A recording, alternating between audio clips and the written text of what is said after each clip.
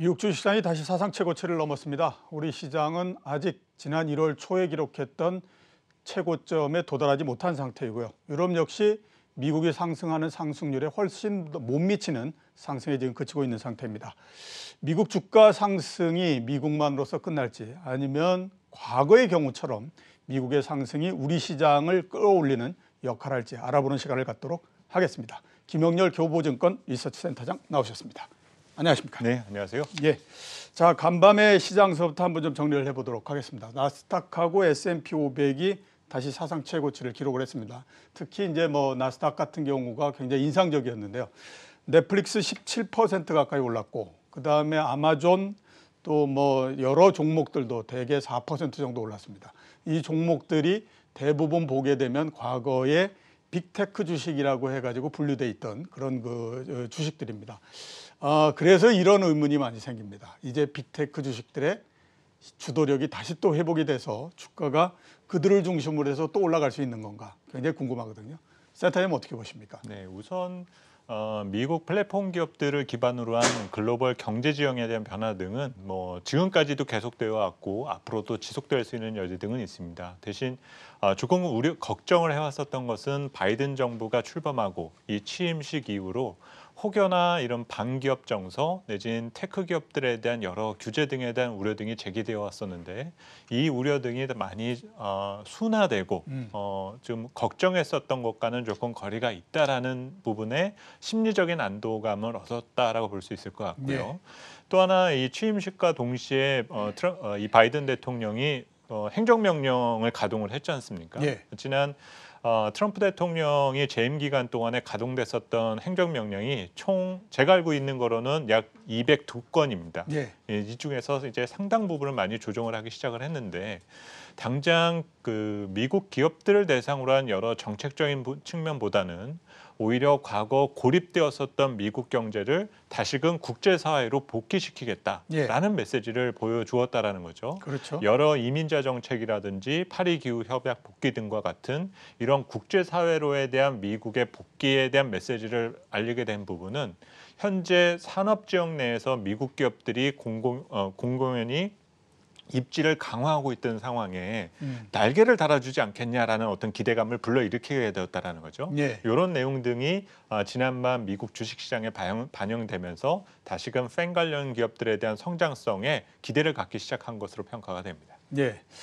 그 바이든 대통령은 제가 보니까 굉장히 유리한 상황에서 취임을 하는데 그렇다라는 생각이 듭니다. 그러니까 다른 대통령들도 트럼프 대통령도 그랬고 취임하기 전서부터 이렇게 주가가 많이 올랐던 적이 없었던 거거든요. 그런데 계기마다 주가가 오르지 않습니까? 그러니까 대통령 선거 있을 때에서부터 주가 상승했고 또 보면 취임하는 날도 또 주가가 상승했고 이렇게 됩니다. 이렇게 굉장히 좋게 가는 가장 큰 이유가 뭘까요? 제 생각으로는 유동성이 역할을 상당히 하지 않나. 그렇습니다. 우선은 유동성 환경 자체가 만들어준 거고 거기에 이제 바이든 대통령의 어떤 선거의 승리와 그리고 취임 이런 내용들이 중간 사이사이에 들어왔다라고 보는 부분 등이 맞지.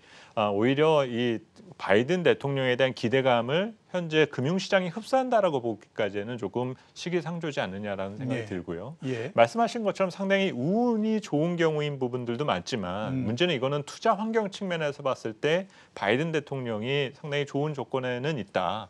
근데 한편으로 실제 이제 행정부를 운영하는 차원에서 놓고 본다라면 상당히 또 불행한 정부일 수도 있습니다. 예. 상당히 그 재정 여력에 제한될 수밖에 없다라는 점.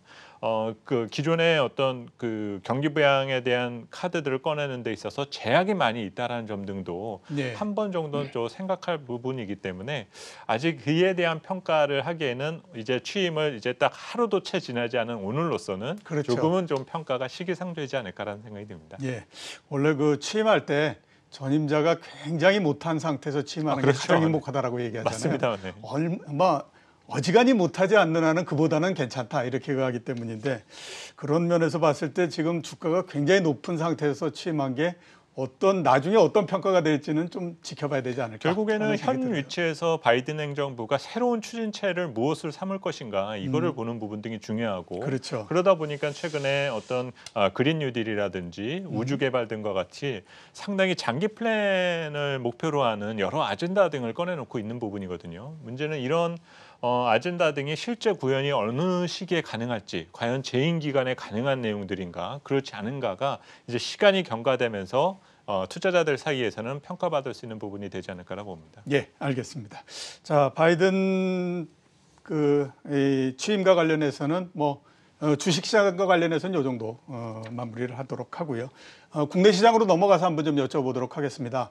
한 주초, 그 다음에 지난주 말 해서 주가 상당히 많이 떨어질 때는 역시 이제 마디 숫자를 넘은 다음에 그렇게 오래 견디지 못하더라라고 해서 주가가 좀 더 추가 하락하지 않겠느냐라는 생각을 했었는데 의외로 상당히 아무튼 거기에서 크게 반등을 했고 지금은 또 3,100포인트 정도를 계속해서 유지하고 있습니다. 그래서 그 3,000 상태의 지지력을 상당히 좀 증명을 해줬다 이런 얘기도 많이 있거든요. 앞으로 국내 시장에 대해서는 지금 어떻게 전망을 하고 계십니까? 우선은 지난주가 이제 주간 수익률 기준으로 11주 만에 첫 조정이 나왔었고 예.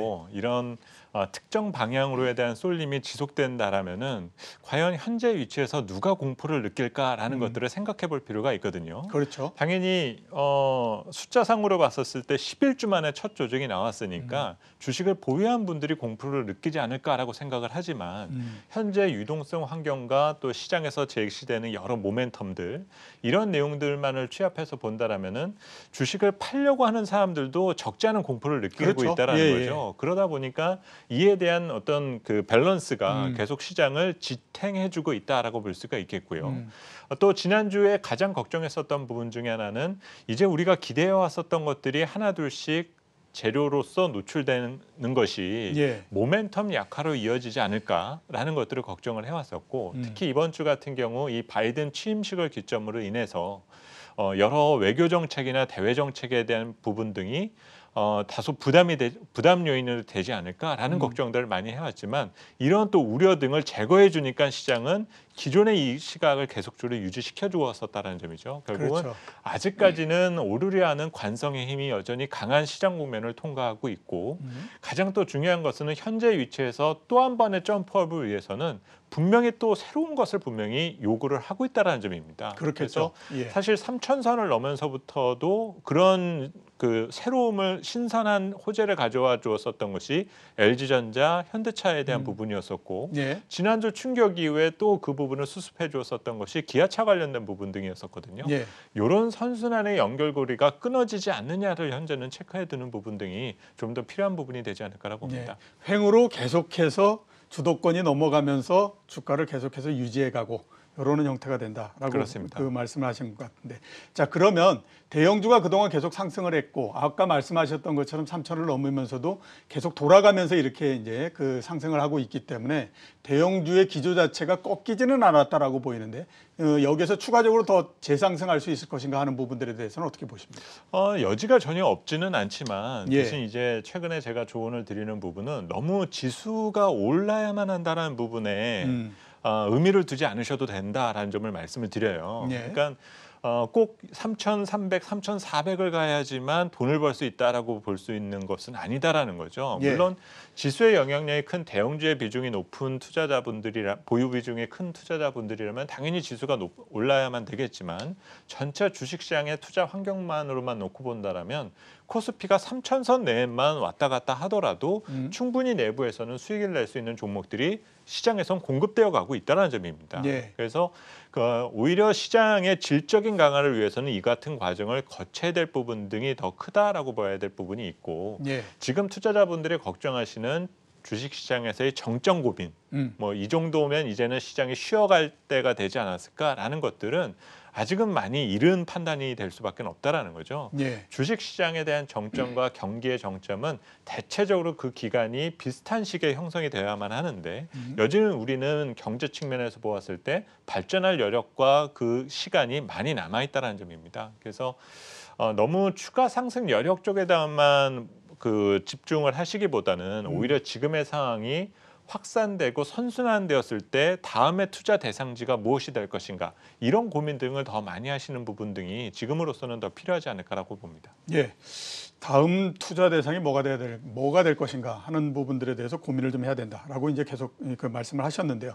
자, 이제 그와 관련해서 한번 좀 여쭤보도록 하겠습니다. 가장 기대를 많이 모았던 주식은 역시 반도체였고 또 삼성전자였는데 1월 달 내에서 보면 조금 좀 아무튼 특히 1월 중순을 넘으면서부터는 기대 못 미친다라는 생각이 좀 듭니다. 전체적인 주도권도 자동차로 좀 넘어갔다라는 생각이 들고 특히 이제 이렇게 되다 보니까 어떤 일이 벌어지냐면 삼성전자조차도 하루에 4%씩이 막 움직일 네네네, 정도로 그렇죠. 변동이 굉장히 커져 있는 그런 그 상태입니다.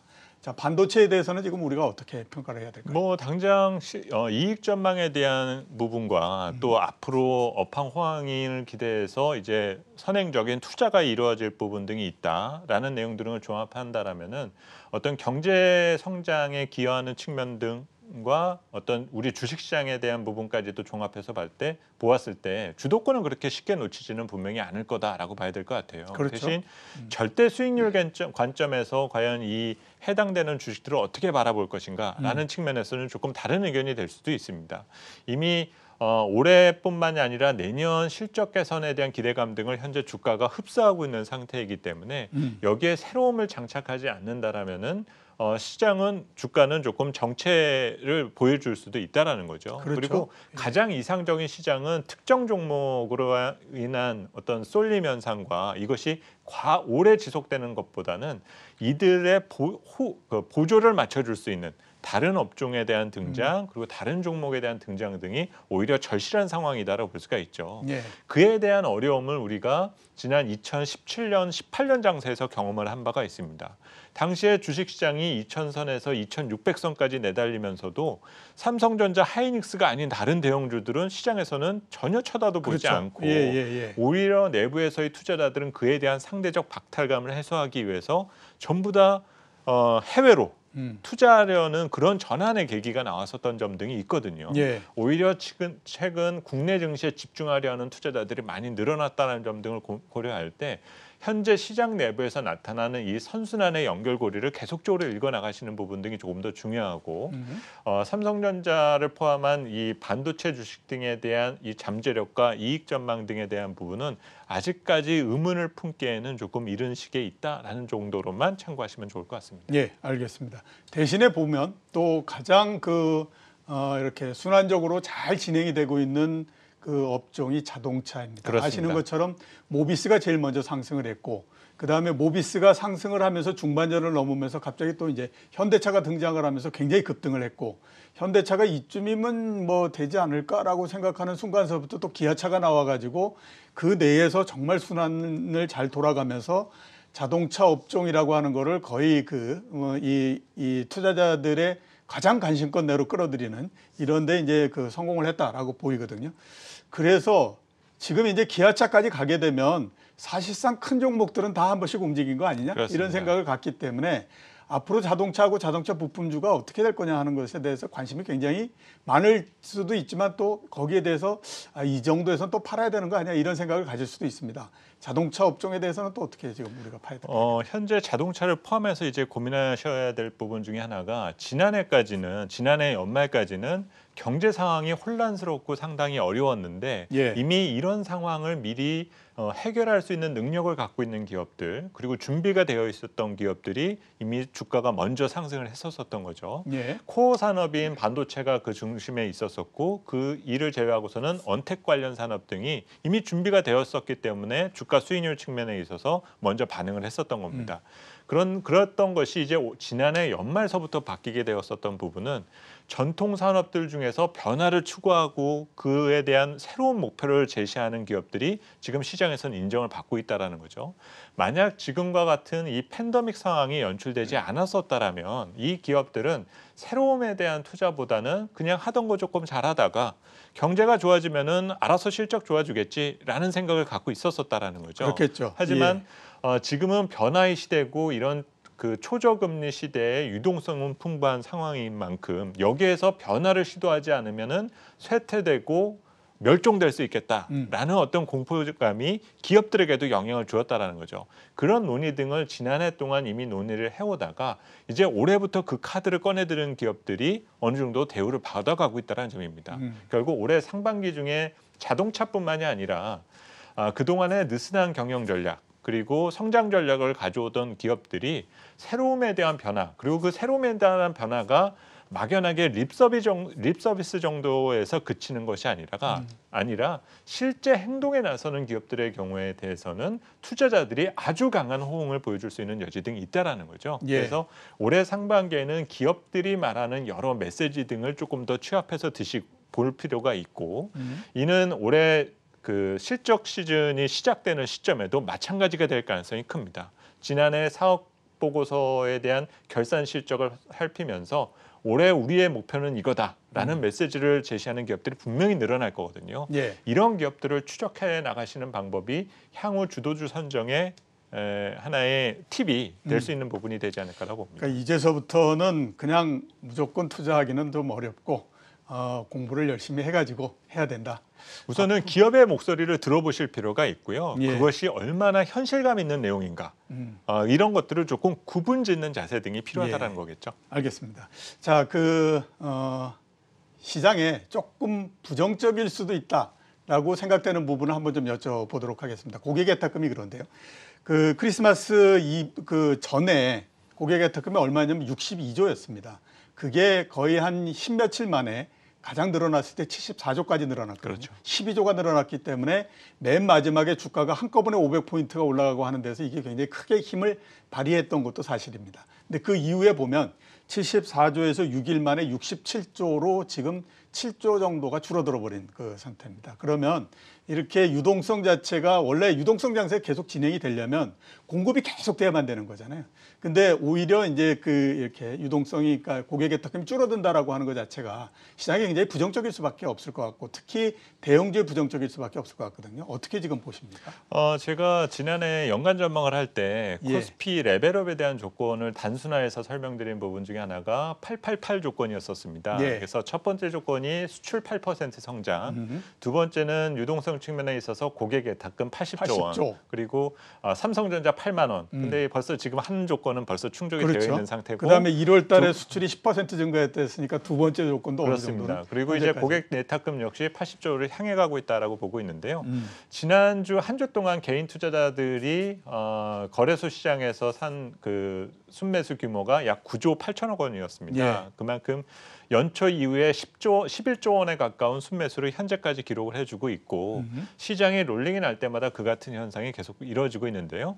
현재 고객예탁금은 대기 매수 자금이다라고 우리가 의미를 둘 수가 있는데 그렇죠. 문제는 새로운 돈이 들어와도 고객예탁금이 늘어나는 효과가 나타나게 되지만은 지난번 70조까지 올라갔을 때 나타났었던 현상 중에 하나는 외국인 투자자들이 외국인 투자자들과 기관 투자자들이 사들어오고 예. 개인이 팔았을 때 또 그렇죠. 예탁금이 그것도 늘어나는 늘어나는 효과가 나타나게 됩니다. 결국은 추후에 있을 수 있는 예탁금의 80조 시나리오에 대한 가능성은 외국인과 기관 투자자들이 얼마나 사줄 수 있느냐, 네. 그게 이제 가장 중요한 변수가 될 수 있다 보고 있고요.